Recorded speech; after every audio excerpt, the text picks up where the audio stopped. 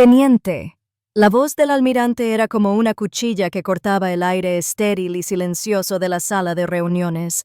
Mi comandante, el mayor Davies, un hombre que operaba con la eficiencia de una máquina, permanecía rígido junto a la puerta.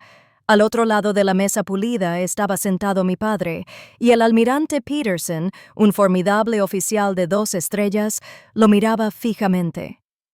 Por primera vez en mi vida vi a mi padre pequeño. «Tu hija no es una empleada de suministros», declaró el almirante, cada palabra como un mazazo. «Es la analista principal de amenazas de la operación Nightshade». Hizo una pausa, dejando que el peso del nombre en clave clasificado flotara en el aire como humo, y el chiste familiar que dejaste en su casillero activó una alerta delta de amenaza en toda la instalación. Vi cómo la máscara de suficiencia y condescendencia que mi padre había usado durante décadas finalmente se resquebrajaba y se disolvía en el pánico puro y candente de un hombre que se da cuenta de que el juego ha terminado. Apenas 24 horas antes, esa misma suficiencia había sido una nube asfixiante. Era el día de la familia en la base, un evento en el que siempre me sentí como un impostor. Lo vi venir, mi padre, Robert, un hombre que caminaba con la arrogancia inmerecida de una carrera que culminó y terminó en lieutenant. Se abrió paso entre la multitud y se detuvo justo frente a mi casillero, ubicado en una sección claramente marcada con advertencias rojas de acceso restringido que decidió ignorar.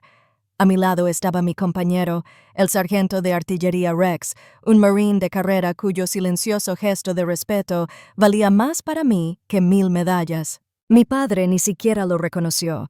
Su enfoque estaba completamente en su actuación pública de decepción. «¿Aún tienes que ordenar los papeles alfabéticamente?», preguntó en voz lo suficientemente alta como para que las familias que pasaban lo oyeran. Era el mismo tono despectivo de cada día festivo, de cada llamada. Era el eco de cuando dijo que mi carta de aceptación en la universidad era una pequeña distracción y que mi primera mención era un trofeo de participación. Una furia fría y familiar empezó a arder en mis entrañas, pero mi rostro seguía siendo un muro de neutralidad cuidadosamente construido. Había aprendido hacía tiempo que reaccionar solo le daba lo que quería, un espectáculo. «No te preocupes», continuó, ajeno a la tormenta que se formaba tras mis ojos. «Algún día te dejarán hacer algo importante». Sacó una pequeña nota doblada del bolsillo y la pegó con cinta adhesiva a la puerta metálica de la taquilla con un gesto elegante. Me guiñó un ojo teatral, una broma privada para alegrar un día aburrido. Se rió entre dientes mientras se alejaba, fundiéndose con la multitud, completamente satisfecho consigo mismo. Rex no dijo nada, pero apartó la mirada de mi padre, que se alejaba. Volviendo a la nota, una pregunta silenciosa flotaba en el aire entre nosotros. La nota en sí parecía inofensiva, casi infantil, una caricatura apresurada de un cuervo. Pero para nosotros, para quienes vivíamos en mi mundo, ese cuervo no era una broma. Era un fantasma. Era una advertencia. Pensó que era solo otra broma a mi costa. No tenía ni idea de que acababa de usar la señal de un agente de inteligencia hostil y la había guardado en un archivo seguro del gobierno. Para comprender el ajuste de cuentas que siguió, hay que comprender las 2 vidas que viví. La primera se basó en la narrativa familiar oficial, una historia que mi padre pulía y repetía en cada reunión hasta que brillaba más que la verdad. El escenario de esta representación solía ser la mesa. Allí estaba mi padre, presidiendo la corte con una cerveza en la mano, contando las mismas historias embellecidas de su breve y mediocre etapa en la marina. En estas historias, él siempre era el héroe anónimo, la mente aguda que sus superiores pasaban por alto. Pintó un mundo de jerarquías estrictas y se ganó el respeto, un mundo que creía dominar y uno que estaba seguro de que yo jamás podría comprender. En esta narrativa cuidadosamente elaborada, yo era una nota al pie. Mi indicativo en casa era Anya, la administradora. Lo usaba con una risita, como si fuera un término cariñoso, Así que Anya, la administradora, le decía durante una de estas cenas, ¿por fin has aprendido a presentar correctamente un informe de TPS? La pregunta era una frase de comedia, un golpe ligero para provocar una risa barata de mis tíos. Se reirían educadamente, por supuesto, siempre lo hacían. Esa noche cometí el error de intentar contraatacar un poco. En realidad, dije, en voz baja pero clara, la semana pasada recibí una mención por mi análisis. Un breve silencio se apoderó de la mesa. Mi padre me miró con una lenta y condescendiente sonrisa extendiéndose por su rostro. Se acercó y me dio una palmadita en la cabeza como si fuera un Golden Retriever que hubiera aprendido un truco nuevo. «¡Qué bien, cariño!», dijo con voz desbordante de condescendencia. «¿Te dieron una estrella dorada?». La mesa estalló en carcajadas. La tensión se rompió. Yo solo sonreí, con una expresión vacía y practicada que había perfeccionado durante 20 años. Por dentro, sentí ese viejo y familiar peso en el pecho. Este era el hombre que enmarcó su propia insignia de puntería del entrenamiento básico. Sin embargo, mi condecoración, un reconocimiento formal por un trabajo con resultados tangibles y cruciales, quedó reducida a una pegatina infantil. Solo era Anya, la administradora, la chica con el aburrido trabajo de oficina, y eso era todo lo que siempre quisieron que fuera. Ahora, déjenme mostrarles la realidad. La semana anterior no estaba presentando informes TPS. Estaba a 60 metros bajo tierra en un esquife, una instalación de información compartimentada y sensible. Es un lugar sin ventanas donde el único sonido es el suave zumbido de los servidores y el murmullo de conversaciones urgentes en voz baja. Estaba sentado en una terminal, flanqueado por mi comandante, el mayor Davies, y un equipo de 4 analistas.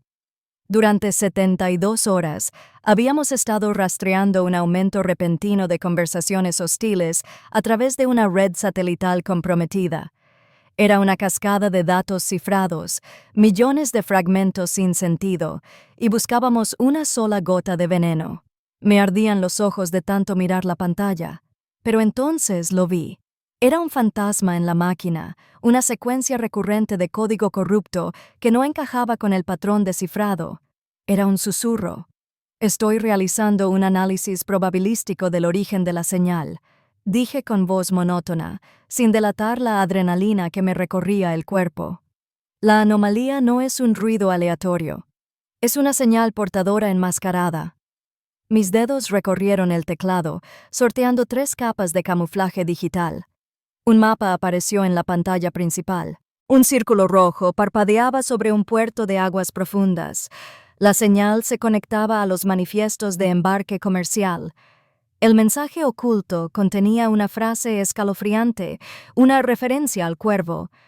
Mi trabajo nos permitió prevenir una filtración masiva de inteligencia que habría comprometido activos aliados en toda la región.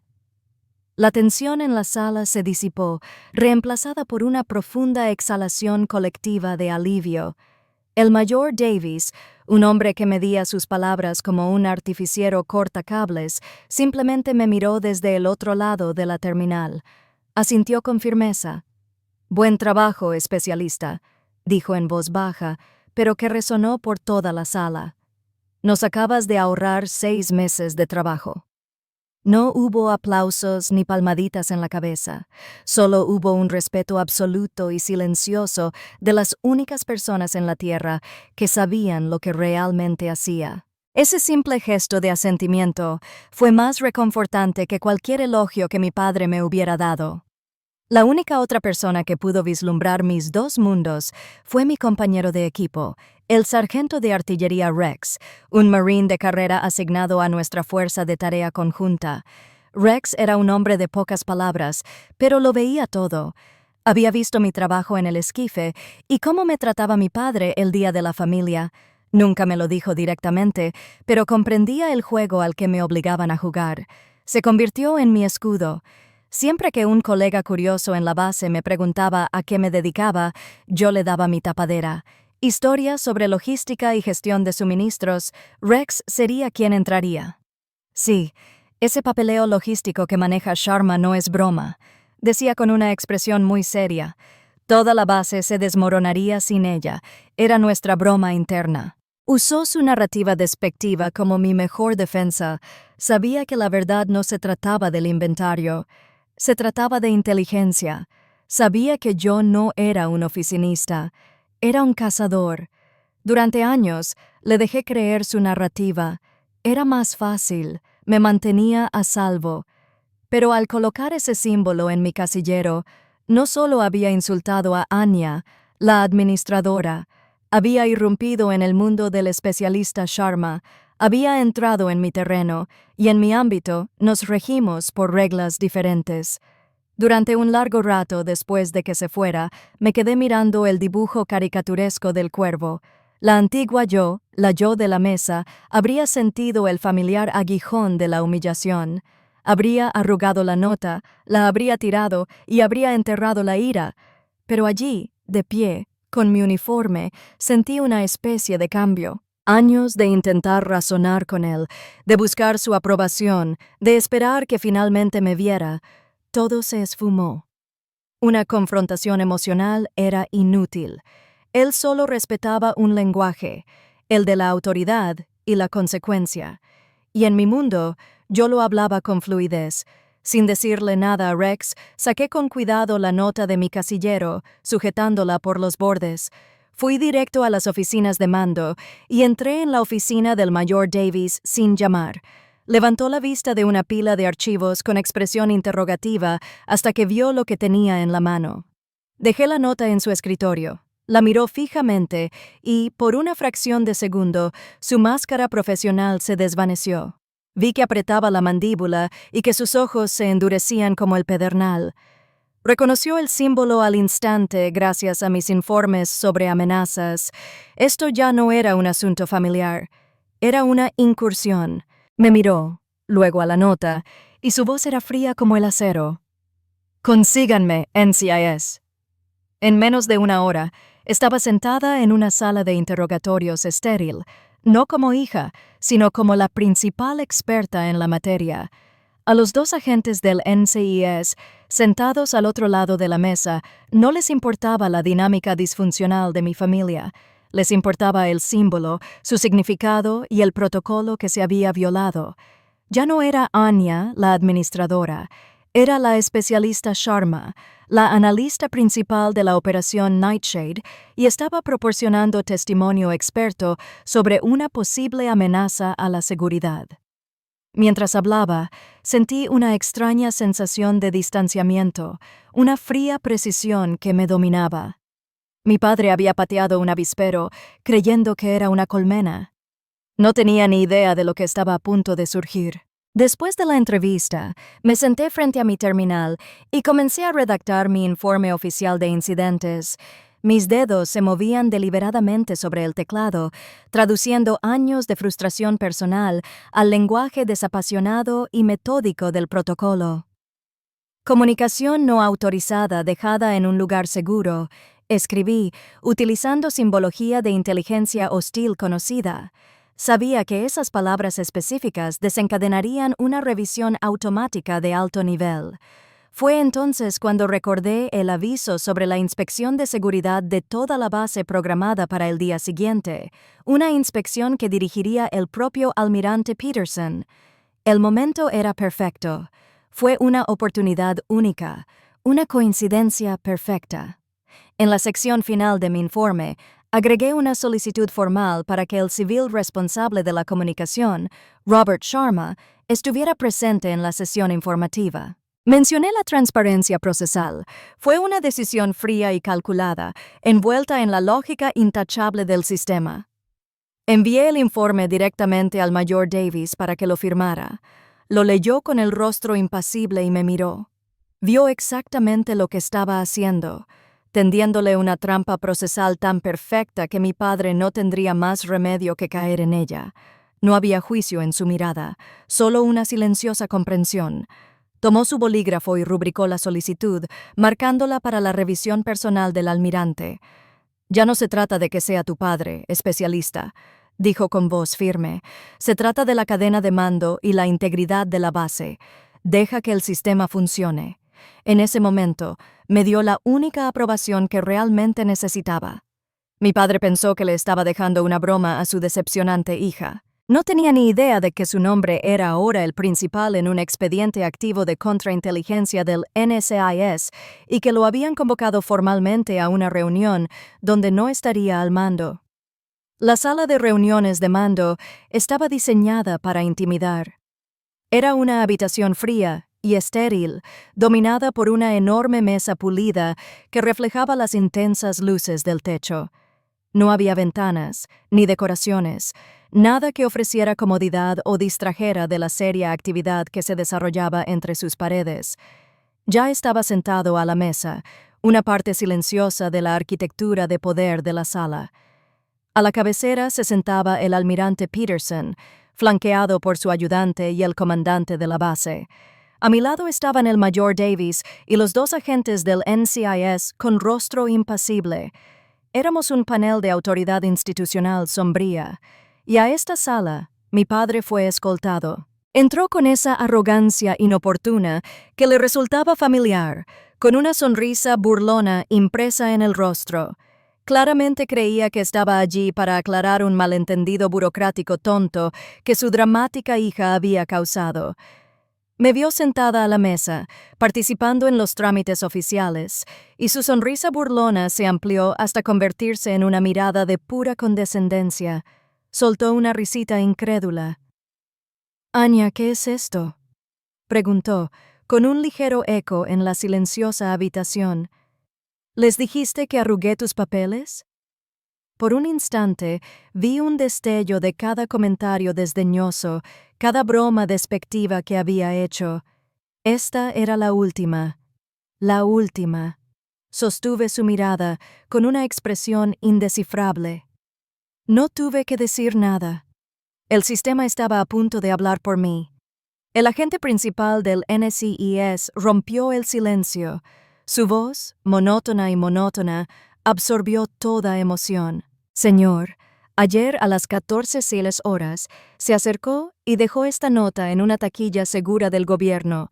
La imagen del dibujo infantil del cuervo apareció en la pantalla gigante al fondo de la sala.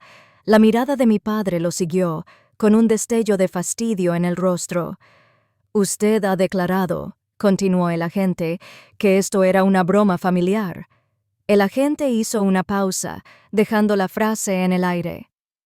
«Desnuda y absurda en este contexto». Luego giró la cabeza lentamente y me miró directamente. «Especialista Sharma», dijo, con un tono de voz ahora formal. «¿Podrías explicarle al almirante el significado de este símbolo?». Era el momento. El momento en que los dos mundos, mis dos identidades, finalmente colisionarían. Empujé mi silla hacia atrás. El sonido resonó nítidamente en la silenciosa habitación y me puse de pie. Mis movimientos eran deliberados, mesurados, sin delatar la tormenta que rugía en mi interior. No miré a mi padre. Mi atención estaba completamente centrada en el almirante, un hombre que entendía la cadena de mando, el protocolo y las consecuencias. Ya no era una hija en esa habitación, era una especialista que realizaba una evaluación de amenazas. «Almirante», comencé con voz firme y clara. El símbolo conocido como el cuervo es el indicador de comunicación confirmado de una unidad de inteligencia extranjera hostil que opera en esta región. Mi equipo y yo llevamos 18 meses rastreando sus actividades bajo la dirección de la Operación Sombra Nocturna. Oí una profunda inspiración desde donde estaba sentado mi padre. El nombre de la operación, pronunciado en voz alta, me había asestado un golpe. Continué, con la mirada fija en el almirante. El símbolo no es una comunicación casual. Se utiliza con un propósito específico, señalar un objetivo para vigilancia o extracción inminente. Hice una pausa, dejando que el peso de esas palabras se asentara en el silencio opresivo de la habitación. Luego, lenta y deliberadamente, giré la cabeza y miré directamente a los ojos de mi padre. La sonrisa burlona desapareció, reemplazada por un horror creciente y repugnante. Dejándola sobre mi casillero, terminé, mi voz casi en un susurro, pero con más fuerza que si hubiera gritado. Le indicaste a cualquiera que te viera que yo era su próximo objetivo. Su rostro se desmoronó.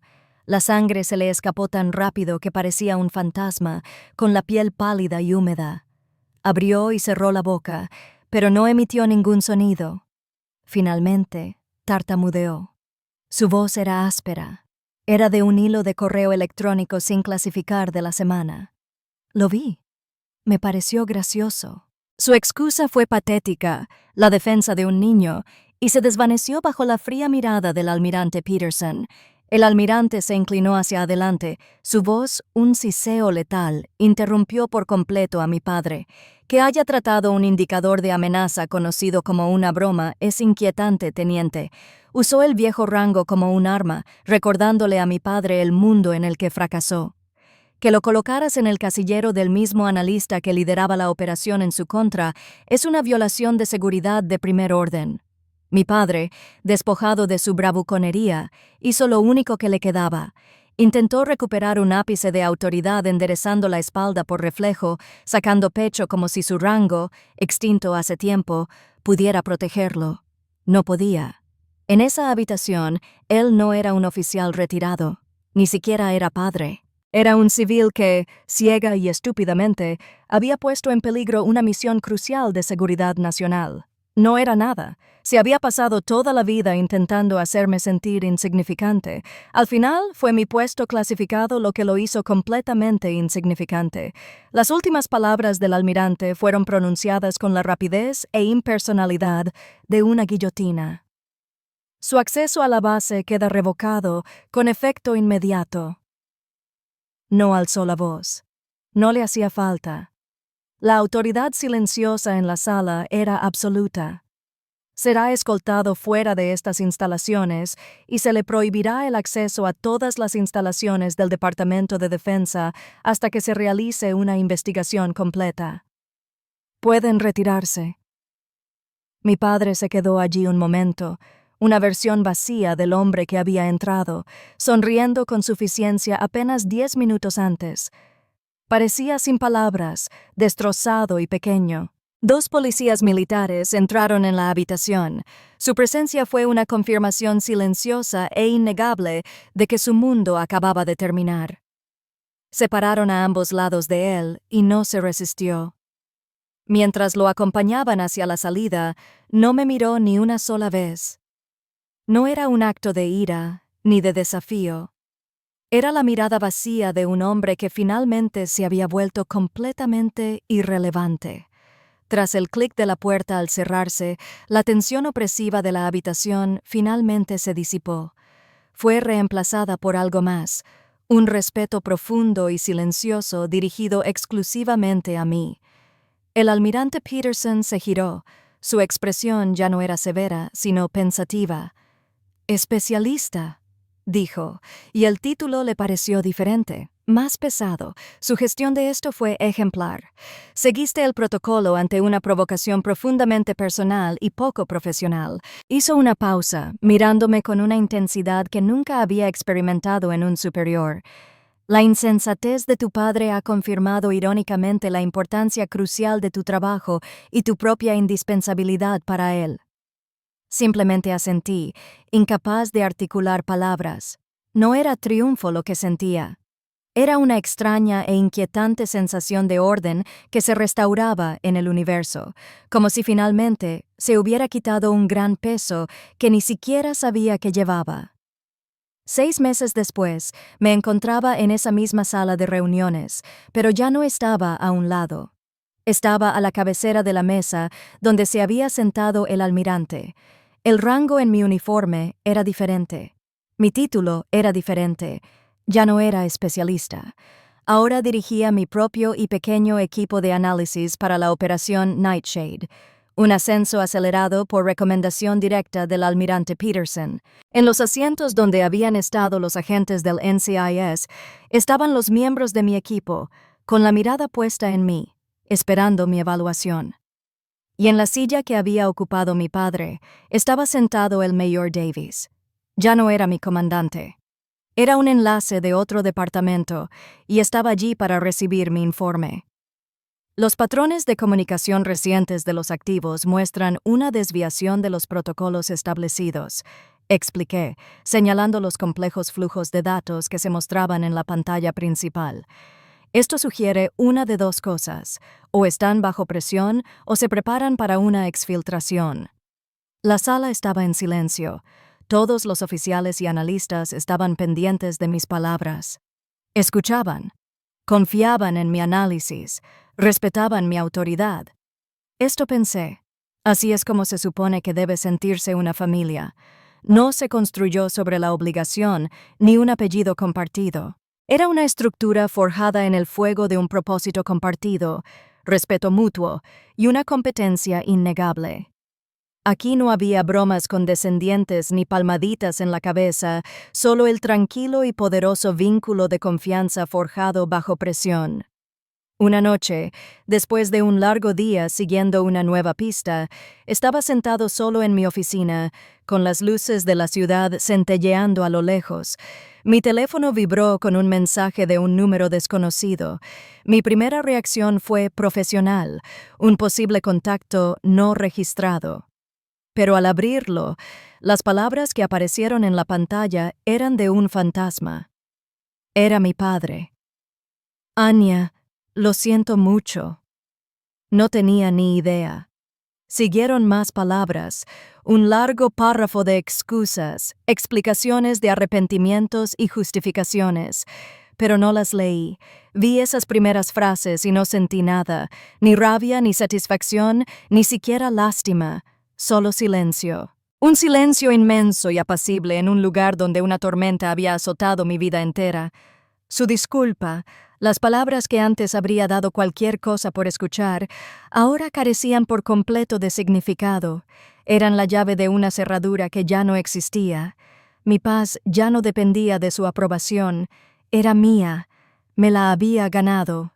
Con mano firme, tapé la pantalla con el pulgar y borré toda la conversación sin responder. Luego dejé el teléfono, volví al tablero de misiones y me puse a trabajar. Mi padre creía que un legado se define por el rango que llevas en el cuello. Aprendí que un verdadero legado es algo que se construye en silencio y se reconoce públicamente. Si alguna vez has tenido que demostrar tu valía a quienes se niegan a verla, comparte tu historia abajo.